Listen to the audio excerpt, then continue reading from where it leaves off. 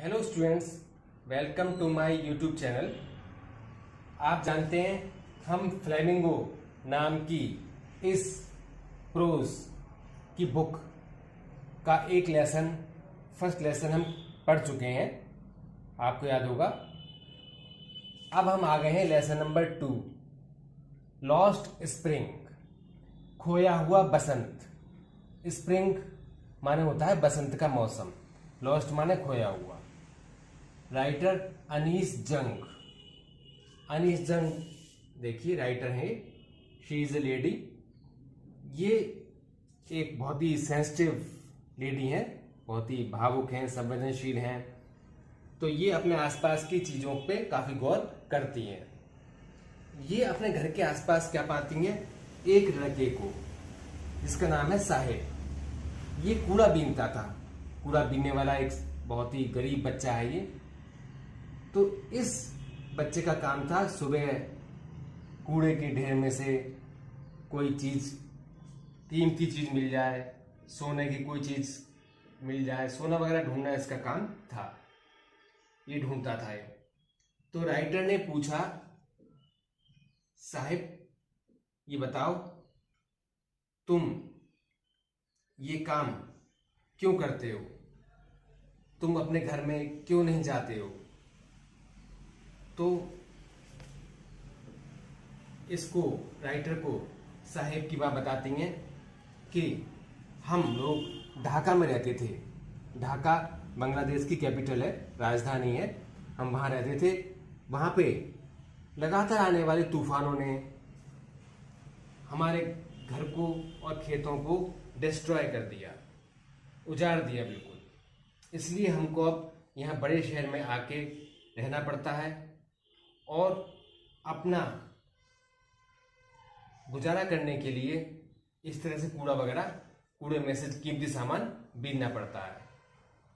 तो ये सुनकर राइटर बहुत ही ज़्यादा उदास हो जाती हैं, बहुत ही इसके प्रति बहुत ही अधिक सिंपैथी से भर जाती हैं, सहानुभूति आ जाती है इनके मन में।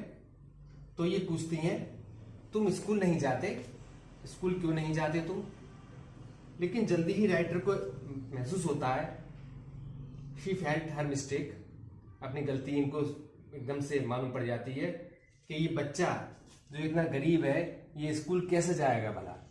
उसके बाद साहिब बताता है राइटर को, लेखिका को, कि उसके घर के पास कोई भी स्कूल नहीं है। जब कोई स्कूल खुलेगा तो वह पढ़ने जाएगा, ऐसा वो बोलता है। फिर लेखिका पूछती हैं उससे, अगर मैं स्कूल खोलूंगी तो क्या तुम मेरे खोले हुए स्कूल में पढ़ने आओगे। कहता है हाँ, क्यों नहीं। फिर उसके बाद कई दिनों के बाद साहिब पूछता है लेखिका से, क्या आपका स्कूल खुला।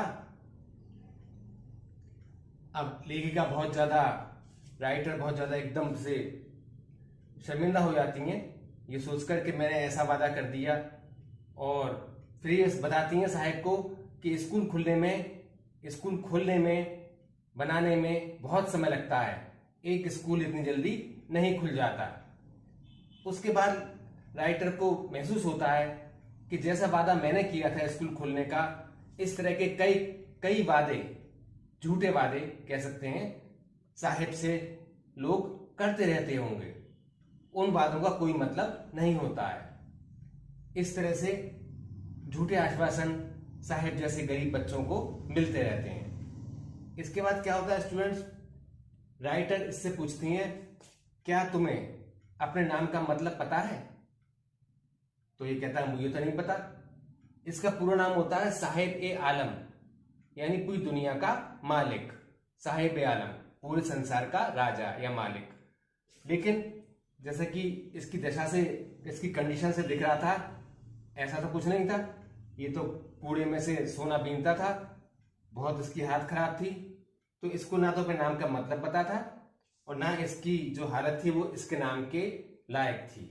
इसका नाम इस पे सूट नहीं कर रहा था, इस पर नहीं जच रहा था। इसके बाद लेखिका पूछती हैं, तुम्हारी चप्पल कहाँ है। तो ये बताता है मेरी चप्पल तो मेरी माताजी ने उठाकर रख दी है, टांड पे ऊपर रख दी है। इस तरह से वो लेखिका को अपने बारे में बताता है। मैं कि जो लेखिका थी वो साहेब से कहती हैं, पूछती हैं कि तुम चप्पल क्यों नहीं पहनते। तो बताता है मेरी मम्मी तो मुझे चप्पल देती नहीं है, रखती हैं संभाल के वो। तो ऐसे में ये इनका जो दोस्त होता है, एक ये भी कूड़ा बीनने वाला होता है, ये बताता है लेखिका को कि अरे ऐसी बात नहीं है मेम साहब, ये अगर इसकी मम्मी चप्पल दे भी दें तो भी ये चप्पल नहीं पहनेगा। तब लेखिका को लगता है कि ये बच्चा सही कह रहा है, क्योंकि उस समय चप्पल ना पहनने का या कह सकते हैं नंगे पैर चलने का एक रिवाज था, एक परंपरा सी थी उस समय, क्योंकि लोगों के पास चप्पल जूते नहीं होते थे, तो ज्यादातर लोग नंगे पैर चलते थे। तो उसी परंपरा की वजह से या कुछ गरीबी की वजह से गरीब लोग नंगे पैर चलते होंगे, तो इस बच्चे को भी नंगे पैर चलने की आदत पड़ गई थी।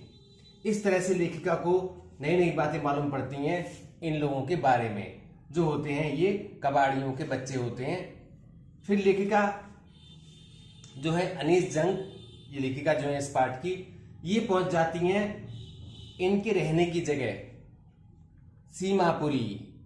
सीमापुरी दिल्ली में एक जगह है, दिल्ली से थोड़ा बाहर हटके थी उस समय ये। तो लेखिका वहां जाकर देखती क्या है कि ये सीमापुरी जो है, ये सीमापुरी बहुत ही एक 10,000 कबाड़ियों, 10,000 रैग पिकर्स कबाड़ियों की एक जगह है, और ये बहुत ही एक गंदी जगह है।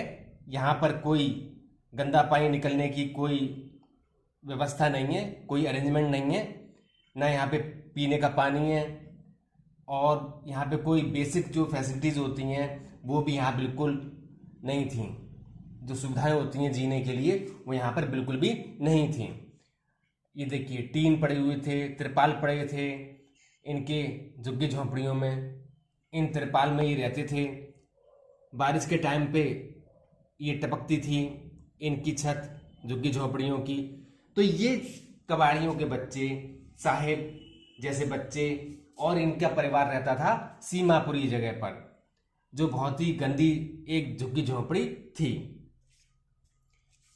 लेखिका पूछती हैं साहेब की मां से कि आप यहां पे क्यों रहती हैं, आप बांग्लादेश में क्यों नहीं रहते, जहां पर हरे भरे खेत हैं और सब, वहां पे आपकी परिवार भी है, आपका घर है आपका। तो वो बताती हैं कि हम वहां पर चले तो जाएं, लेकिन क्या वहां पर शाम को हमें और हमारे बच्चों को खाने को मिल जाएगा? नहीं मिलेगा। यानी वहां पर हमें भूखे रहना पड़ता है, भूखे सोना पड़ता है रात को, हमारे पेट में भूख की वजह से दर्द भी होता है। तो ये सब बातें लेखिका को मालूम पड़ती हैं। फिर ये बताती हैं कि हमारे यहाँ पे कोई पहचान पत्र अभी नहीं बना है, लेकिन हमारा राशन कार्ड बन गया है और हम यहाँ पर वोटर लिस्ट में भी हमें शामिल कर लिया गया है। ये बात लेखिका को पता चलती है कि ये लोग वोटर लिस्ट में भी इनका नाम हो गया है, मतदाता सूची में इनका नाम जुड़ गया है, और इसलिए इनको कुछ राशन मिल जाता है। तो इस तरह से लेखिका को बहुत सी बातें मालूम पड़ती हैं साहेब और उसके परिवार के बारे में, और वैसे ही अन्य दूसरे लोगों के बारे में।